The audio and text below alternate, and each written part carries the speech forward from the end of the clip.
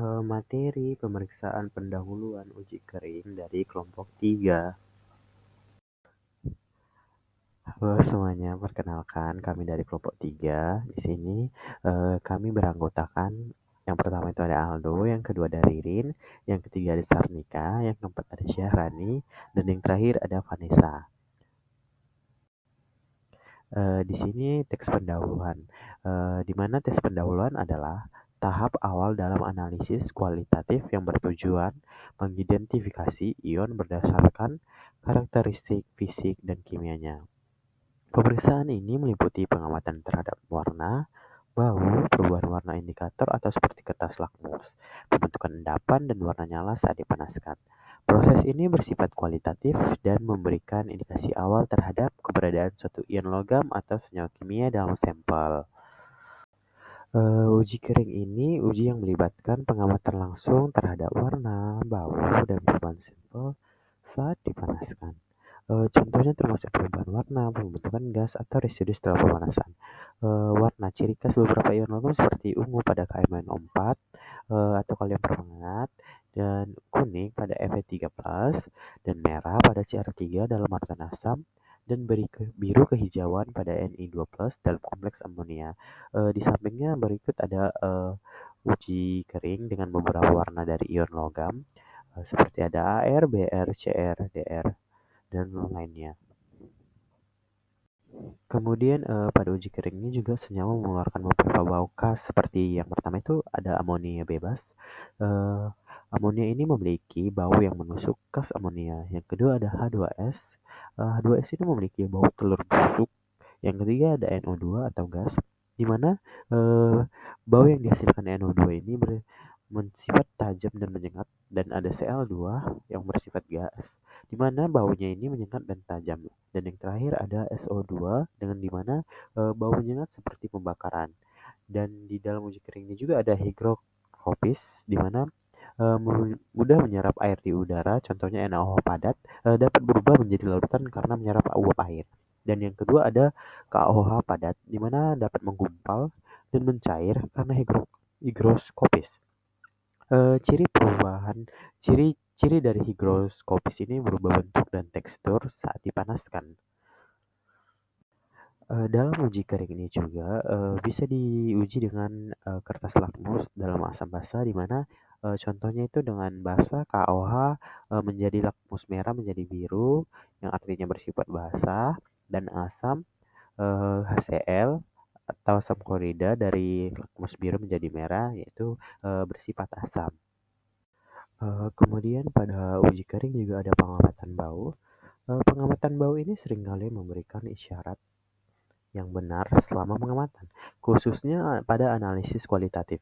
Kemampuan zat kimia untuk menghasilkan zat, memberikan sifat atau petunjuk unik tentang sampel, yaitu contohnya seperti bau, di mana contoh pada tabel ini ada senyawa ion atau uh, yang dimana contohnya itu NH4+ atau ion amonium. Pada saat dipanaskan dengan basa kuat, dia akan memberikan bau yang menusuk, yaitu bau amonia atau yang menusuk. Kemudian pada natrium sulfida saat dipanaskan, natrium sulfida ini akan menghasilkan bau yang seperti bau telur busuk. Kemudian ada nitrat pada saat dipanaskan dengan logam Cu, bau yang akan dihasilkan oleh nitrat ini akan menghasilkan bau NO2 yang tajam. Kemudian pada saat Cl- ditambah H2SO4 pekat, maka bau yang terjadi akan eh, bau yang akan dihasilkan adalah bau HCl yang tajam. Kemudian ada sulfit. Saat ditambahkan asam kuat, maka bau yang tercium akan menjadi bau asam yang tajam. Kemudian di sini ada uji nyala, di mana prosedur uji nyala ini bisa dilihat di sini. Yang pertama itu di dalam larutan uji 0,5 mili ditambahkan 0, mili hasil pekat. Kemudian dipijarkan kawat platina dalam bunsen tidak warna dan celupkan kawat yang masih panas ke larutan uji, yaitu NaCl, CuSO4, BaCl2, CaCl2, dan SrCl2. Kemudian ditaruh kawat platina dengan sedikit cuplikan yang masih menempel ke nyala bunsen, diamati warna yang nyala terjadi. Maka nyala dari logam-logam tersebut bisa dilihat di sampingnya di mana perbedaan warna nyala itu berbeda-beda dari setiap logamnya.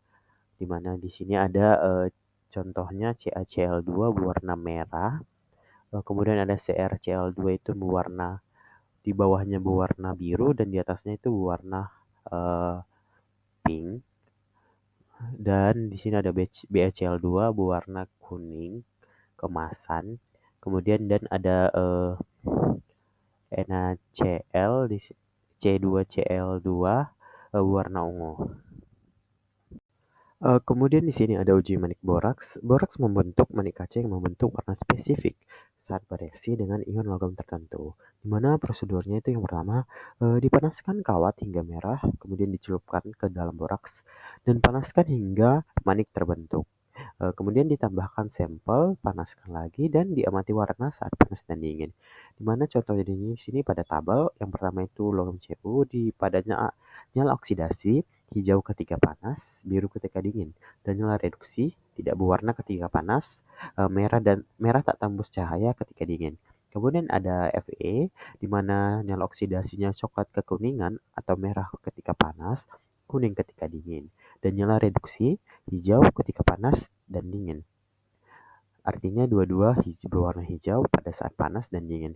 Kemudian ada Cr, di mana kuning tua ketika panas, hijau ketika dingin. Kemudian nyala reduksinya ketika panas dan dingin sama-sama berwarna hijau. Kemudian ada Mn, di mana lembayung ketika panas dan dingin. Artinya pada saat panas dan dingin, warna yang nyala oksidasinya itu lembayung. Kemudian pada nyala reduksi tidak berwarna pada saat panas dan dingin. Kemudian ada CO, di mana ketika panas dan dingin berwarna biru dan pada itu nyala oksidasi dan pada nyala reduksi juga berwarna biru ketika panas dan dingin. Kemudian dan terakhir ada Ni, di mana berwarna coklat kemerahan ketika panas dan nyala reduksinya abu-abu dan atau hitam dan tak tembus cahaya ketika dingin. Kemudian di sini ada uji manik fosfat, di mana uji manik fosfat ini prinsipnya mirip dengan uji boraks, tetapi uji manik fosfat ini menggunakan natrium amonium fosfat, di mana prosedurnya itu yang pertama dilelehkan natrium amonium hidrogen fosfat pada kawat platina hingga membentuk manik-manik.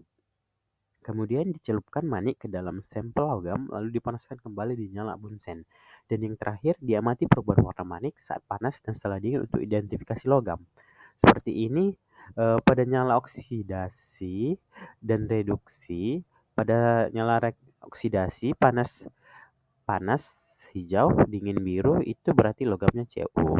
Dan pada nyala reduksi seperti tidak warna dan merah berarti itu logamnya Cu. Bisa kita lihat pada tabel uji manik fosfat. Di sini kita bisa mengidentifikasi logam apa pada saat nyala oksidasi dan reduksi dan ketika panas dan dingin. Yang artinya di mana pada tabel ini kita bisa melihat ketika warna nyala oksidasinya seperti Cu saat panas dia warna hijau dan dingin warna biru, kita dapat mengidentifikasi bahwa logam itu adalah logam Cu atau logam Fe atau Cr, Cu dan lain-lain. Sekian pemaparan materi dari kelompok 3 tentang uji pemeriksaan pendahuluan atau uji kering. Kami ucapkan terima kasih.